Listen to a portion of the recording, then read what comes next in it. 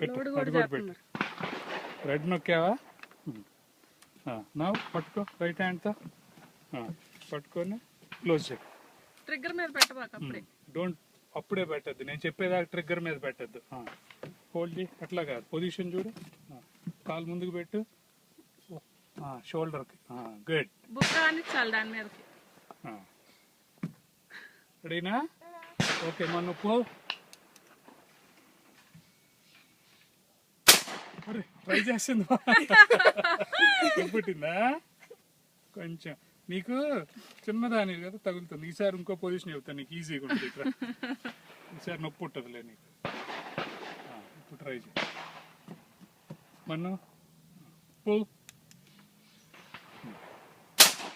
అరే భలే ఏం చేస్తుంది చూసావా?